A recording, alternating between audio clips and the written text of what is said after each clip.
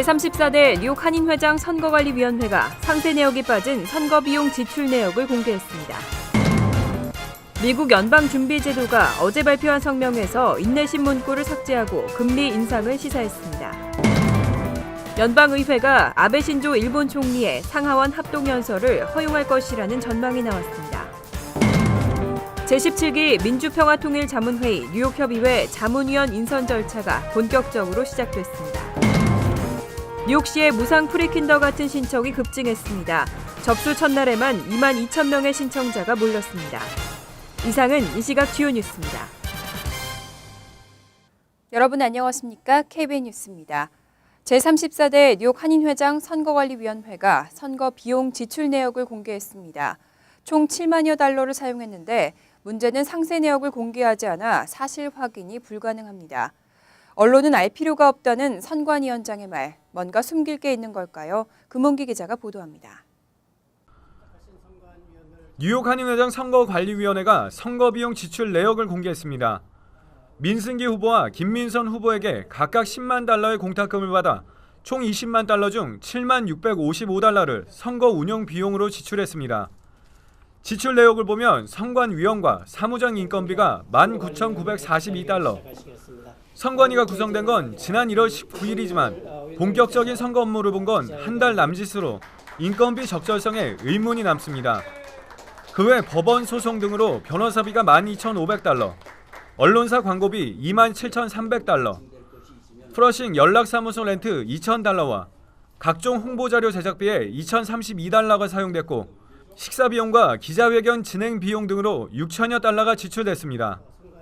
하지만 선관위가 발표한 정산 내역서에는 지출 내용만 합계로 기록해놨을 뿐 언제 어느 곳에 지출했는지에 대한 세부 내역이 빠져 있어 지출 내용 적절성을 확인할 수 없게 해놔 이에 대한 논란이 일고 있습니다. 오늘 이승열 선거관리위원장과 직접 전화통화를 하고 지출 세부 내역을 요청했지만 알 필요 없다는 어처구니 없는 답변을 해왔습니다. 공개 할 수 없어. 공개할 수 없으니까 항목별로 가도 광고비가 제일 많고 그다음에 우리 이제 사무장 월급이랑 우리 거마리 이런 게 두 번째고 그래. 그리고 없어. 그다음에 먹은 것뿐이야 전부. 언론사에서는 무슨 우리가 돈을 먹었는지 한지 꼭 알 필요 없잖아. 또 지난 2013년 34대 회장 선출 당시와 비교해 공탁금이 과도하게 사용됐다는 지적입니다. 이번에 지출한 7만여 달러는 당시 사용된 2만 6천 달러의 3배에 달하는 금액입니다. 말도 많고 탈도 많았던 이번 선관위. 명확한 지출 내용을 밝히지 않는 선관위는 또 한 번 여론의 문매를 피하기는 어려워 보입니다. KBN 뉴스 금홍기입니다. 미국 연방준비제도가 금리 인상에 시동을 걸었습니다. 어제 발표한 성명에서 금리 인상 착수에 인내심을 발휘할 것이라는 문구를 삭제했습니다. 이르면 6월, 늦어도 9월에는 인상될 것이라는 전망입니다.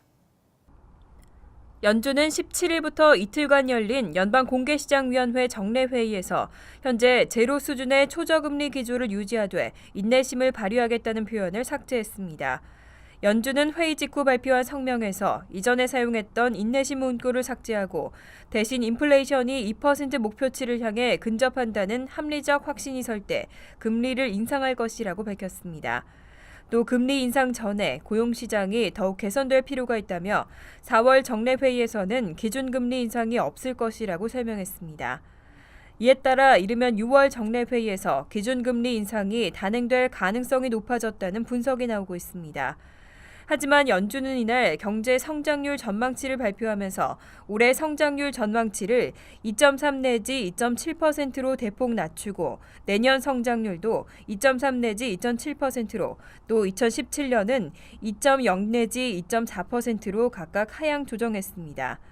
이 점을 고려하면 기준금리 인상 시기가 6월이 아닌 9월로 다소 늦춰질 수 있다는 관측도 제기되고 있습니다. 연방의회가 아베 신조 일본 총리의 상하원 합동연설을 허용할 것이라는 전망이 나왔습니다. 여기에 맞서는 한인 단체들의 반대 캠페인도 본격적으로 시행되고 있습니다. 존 베이너 연방 하원 의장이 아베 총리의 상하원 합동연설을 허용하는 쪽으로 입장을 정리할 계획으로 알려졌습니다. 베이너 의장은 최종 결정을 내리는 대로 사사의 게니치로 주미 일본 대사를 불러 공식 초청장을 전달할 것으로 전망되고 있습니다. 이런 가운데 한인단체들은 연방의회를 상대로 이를 저지하기 위한 본격적인 캠페인에 착수했습니다. 시민참여센터와 워싱턴 지역 정신대 문제대책위원회 관계자들은 18일 존 베이너 연방 하원의장실을 방문하고 아베 총리의 의회 연설에 반대하는 서한을 직접 전달했습니다. 또 미국 정치 전문 매체인 힐에 실린 아베 총리는 사과하라는 제목의 광고를 보여주고 6천 명이 넘는 한인들의 서명 내역을 소개했습니다. 시민참여센터는 서한에서 아베 총리가 도쿄 재판을 통해 유죄를 인정받은 전범들의 죄가를 인정하고 야스쿠니 신사를 참배하지 않을 것을 약속하며 반미국적인 역사 왜곡을 공개에 반박하지 않는 한 의회 연설을 허용해서는 안 된다고 강조했습니다. 오는 7월 새롭게 출범하는 제17기 민주평화통일자문회의 뉴욕협의회의 자문위원 인선 절차가 본격적으로 시작됐습니다. 접수는 다음 달 6일까지 이어집니다. 뉴욕 총영사관이 민주평통 뉴욕협의회 자문위원 161명과 필라델피아 협의회 자문위원 50명에 대한 후보자 신청을 시작했습니다. 희망자는 오는 4월 6일 오후 4시까지 제17기 해외 자문위원 후보자 신청서와 신원 진술서를 작성하고 여권 사본과 함께 뉴욕 총영사관에 방문하거나 우편으로 제출하면 됩니다. 제출 서류 양식은 뉴욕 총영사관과 민주평통 웹사이트에서 다운로드 받을 수 있습니다. 총영사관은 접수가 마감되면 총영사와 뉴욕 한인사회 유력 인사 등이 포함된 추천위원회를 구성하고 추천 심사를 완료한 후 최종 후보자 명부를 한국민주평통사무처에 송부할 예정입니다. 협의회 구성은 16기 때와 마찬가지로 여성 30%, 40대 미만 청장년층 10% 등 참여 비율을 준수하도록 규정했습니다. 또 현지 연구 교육기관에서 통일 관련 전문가들은 물론 각계 직능 분야에서 골고루 후보자를 추천하도록 돼 있기 때문에 현재보다 다양한 인사들이 발탁될 것으로 예상되고 있습니다. 뉴욕시의 무상 프리킨더가튼 신청이 급증하고 있습니다. 지난 16일 접수가 시작됐는데 첫날에만 무려 2만 2천 명의 신청자가 몰렸습니다. 올해는 2011년 이후 출생 아동들이 대상자인데요. 접수는 다음 달 25일에 마감됩니다.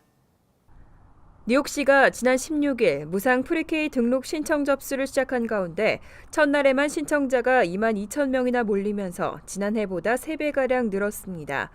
빌 드블라지오 시장은 할렘의 프리K 센터에서 열린 기자회견에서 첫날 신청자 숫자만 봐도 이번 신청자가 사상 최대를 기록할 것을 예고하고 있다고 설명했습니다. 또 뉴욕시는 모든 아이들이 평등하게 교육의 기회를 가질 수 있도록 최선을 다할 것이라고 강조했습니다. 한편 이번 무료 프리K 신청 대상은 2011년 이후 출생자입니다. 학부모들은 오는 4월 25일까지 시교육국 웹사이트에서 집 근처 프리K 프로그램 제공기관의 리스트를 확인할 수 있습니다. 이후 웹사이트에서 신청서를 받아 작성한 후 교육국 접수처나 해당 지역기관에 제출하면 됩니다. 이와 관련해 오는 23일에는 브롱스의 PS IS218과 스태튼 아일랜드의 PS069 등에서 설명회가 개최될 예정입니다. 앞으로 뉴저지 주내 중고등학교에서는 급식에 한식이 제공될 수 있을 전망입니다. 다수의 학생들이 요구할 경우 교내 메뉴에 학생들의 의견을 반영하도록 하는 법안이 주 상원에서 가결됐습니다. 뉴저지주 상원은 지난 16일 주내 중고등학교 학생들 다수의 요구가 있는 경우 급식 희망사항을 교내 메뉴에 반영하도록 하는 법안을 가결시켰습니다. 법안은 학생들에게 급식 희망사항을 묻고 다수의 학생들로부터 동일한 요구가 있는 경우 지역교육청이 교내 메뉴에 의무적으로 반영하도록 하겠다는 내용입니다. 이 법안은 이미 주 하원을 통과했기 때문에 주지사의 서명만 남겨두고 있습니다. 이에 따라 특정 민족 학생들이 많이 거주하는 지역 내 학교 급식의 경우 문화적 특성에 맞게 메뉴가 개선될 수 있을 것으로 전망됩니다. 특히 팰리세이즈 파크와 포트리, 리치필드와 파라무스 등 한인 학생 비율이 높은 학교들의 점심 급식 메뉴에는 한식이 포함될 가능성이 높아졌습니다. 이번 법안을 추진했던 벤지 윈벌리 주 상원 의원은 모든 학생들이 각자에게 맞는 영양을 챙기는 게 이 법안의 목적이라고 설명했습니다. 최근 뉴욕 이런 도로 곳곳에서 팟홀 자주 보실 겁니다. 눈이 녹으면서 도로 곳곳이 엉망인데요. 좁은 도로에서 이리저리 피하기도 쉽지 않고 운전자들의 불편이 크지만 복구 인력이 모자란 상황입니다. 겨울철 제설 작업으로 팟홀이 급증했지만 지난 2월까지 이어진 폭설로 인해 신속한 복구 작업이 이루어지지 않고 있는 것으로 나타났습니다. 뉴욕시 교통국은 예년보다 늦게 찾아온 폭설과 여전히 계속되는 추위로 작업이 더디게 진행되고 있다고 해명했습니다. 폴리 트로튼버그 교통국장은 현재 1,500여 명의 교통국 직원들이 최선을 다해 도로 정비에 나서고 있지만 날씨 사정 때문에 속도를 내기 어렵다고 설명했습니다. 지난 12월부터 올 3월 현재까지 복구된 팟홀은 15만 8,552개로 지난해 같은 기간 22만 113개보다 30% 가까이 지체되고 있습니다. 더군다나 시 당국이 겨울철 도로 정비 인력을 대폭 감원하면서 복구 시기가 더욱 지연되고 있습니다. 시는 200여 명의 파트타임 직원을 12월부터 2월까지 휴직하도록 하고 날씨가 풀리는 3월부터 복직하도록 하고 있습니다. 교통국은 최근 속도를 내기 시작한 팟홀 복구 작업이 봄은 지나야 마무리될 것으로 전망했습니다. 뉴욕시는 전국에서 근로시간이 가장 긴 도시라고 합니다. 특히 통근 시간이 가장 길었는데요. 뉴욕 시민들은 일주일 동안의 평균 통근 시간만 6시간 20분에 달했습니다. 뉴욕의 정규직 근로자의 일주일 평균 근로시간이 49시간 8분으로 미국 내 30개 도시 가운데 가장 긴 것으로 나타났습니다. 이것은 근로시간이 가장 짧은 위스콘신주 밀워키 시민의 44시간 30분보다 무려 4시간 이상이 많은 것입니다. 뉴요커가 실제 직장에서 일하는 시간은 42시간 50분으로 전국 평균인 42시간 45분과 거의 비슷했습니다. 하지만 뉴욕 시민들은 직장을 오고 가는 통근 시간에 주간 평균 6시간 18분을 소비하면서 전체적인 근로시간이 늘었습니다. 반면 근로시간 2위 도시인 샌프란시스코 시민은 통근에 매주 4시간 57분, 3위 워싱턴 DC는 4시간 39분을 소비하는 것으로 나타났습니다. 이외 휴스턴과 포트워스, 시카고, 보스턴, 샬럿과 볼티모어, 시애틀이 근로시간 10위권에 들었습니다. 스캇 스트링거 뉴욕시 감사원장은 저임금 근로자들의 통근 시간이 대체로 더 길고 이들은 대중교통이 잘 갖춰져 있지 않은 지역에 살기 때문으로 분석됐다며 대중교통망을 확충해야 한다고 지적했습니다. 차량 공유 서비스 우버의 인기가 식을 줄 모르고 있습니다. 우버는 서비스를 시작한 지 4년도 안 됐지만 벌써 차량 수에서 뉴욕시의 상징이었던 옐로캡을 추월했습니다. 뉴욕시 택시 리무진국 자료에 따르면 뉴욕시 5개 보로 안에서 운영 중인 우버 차량이 14,088대로 13,587대인 옐로캡을 추월한 것으로 나타났습니다. 우버는 지난 2011년 5월 뉴욕에서 서비스를 시작했지만 4년도 지나지 않아 옐로캡을 넘어섰습니다. 그동안 우버는 승객과 운전기사 유출 문제를 놓고 옐로캡과 대립해왔습니다.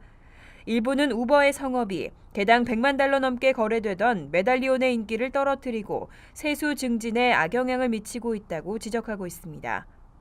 미라 조시 TLC 국장은 우버는 옐로캡과 달리 교통 혼잡 유발에 따른 관련 세금을 부담하지 않고 있고 뉴욕시가 추진하는 택시의 휠체어 탑승 시설 설치 유도 정책에도 배제돼 있다고 지적했습니다. 이에 우버 차량에도 교통 혼잡세를 부과하는 등 관련 정책의 수립이 필요하다고 주장했습니다.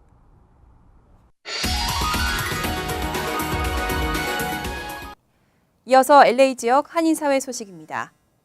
2008년 금융위기 이후 바닥까지 떨어졌던 집값이 회복되고 있습니다. 이에 따라 주택 재융자를 신청하는 주택 소유자들이 늘고 있습니다. 박시문 기자의 보도입니다. 최근 들어 주택융자의 이자율이 낮아지면서 재융자를 신청하는 주택 소유주들이 늘고 있습니다.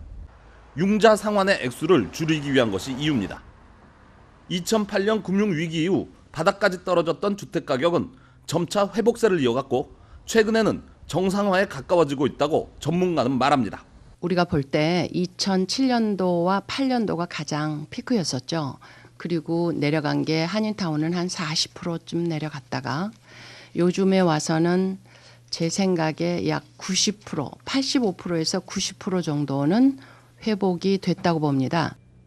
이 밖에도 재융자 또는 일반 융자를 신청할 경우 세금 보고의 중요성도 강조합니다. 내가 그 어떤 집이든지 내가 갖고 있는 융자를 은행에 상환할 수 있는 그 지금까지 내가 벌어들인 액수를 증명해 주는 서류이기 때문에 은행에서는 그 기준으로 융자를 주기 때문에 세금 보고 하시는 분들하고 안 하시는 분들하고는 이자 차이가 많이 납니다.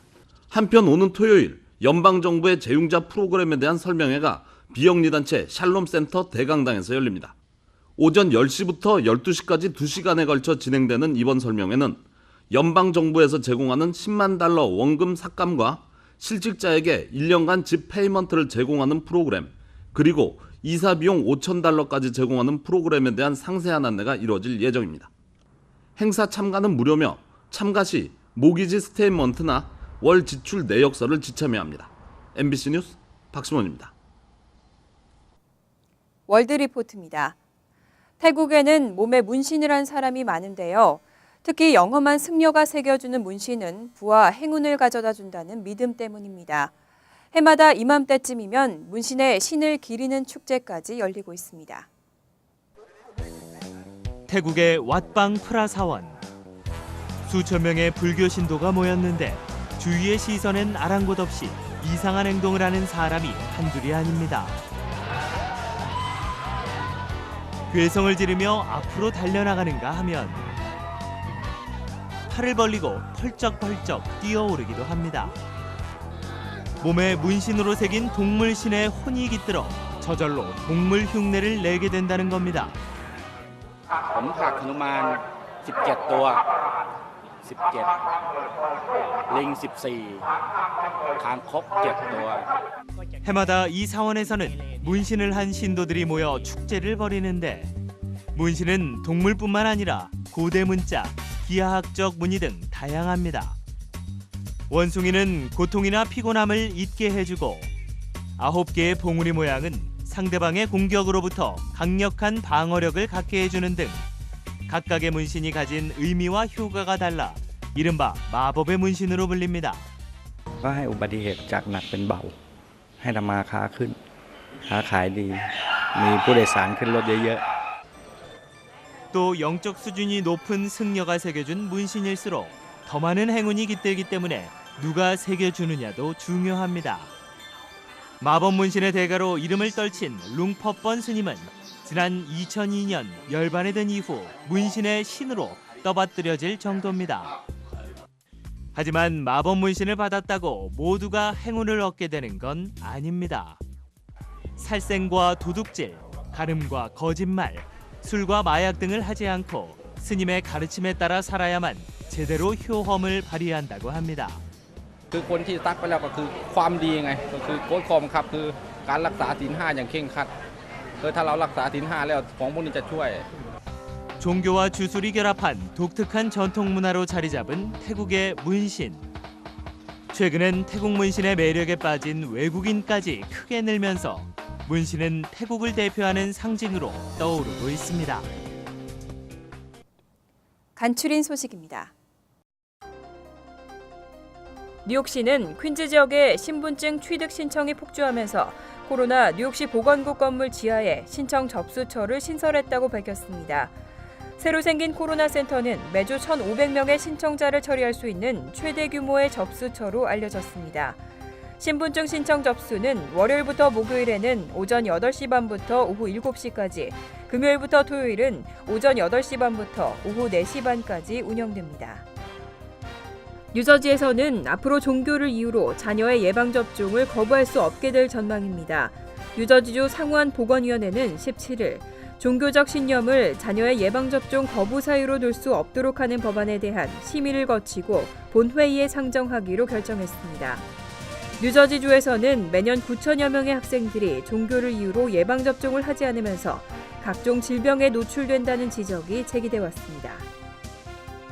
앞으로는 65세 이상의 미국 영주권자들도 한국 서울의 지하철을 무료로 이용할 수 있게 됩니다. 서울시는 65세 이상 영주권자와 재외국민, 외국인 장애인에게도 지하철 경로우대 무임 승차가 가능한 전용 교통카드 발급을 검토하고 있습니다. 서울시는 다음 달 중 시스템을 개선하고 5월부터는 발급을 시작할 예정이라고 밝혔습니다. 병무청이 영주권자나 시민권자지만 한국에서 병역을 이행한 재외동포들의 병영 체험 수기를 모집하고 있습니다. 병무청은 스스로 자원의 군복무를 하면서 느낀 병사들의 체험담을 국민들과 나눌 수 있는 수기를 공모한다고 밝혔습니다. 수기는 A4 용지 3매에서 5매 정도의 수필 형식으로 원고 접수는 3월 19일부터 5월 31일까지 진행됩니다. 수상작은 오는 7월 9일에 발표됩니다. 환율과 증권 소식입니다.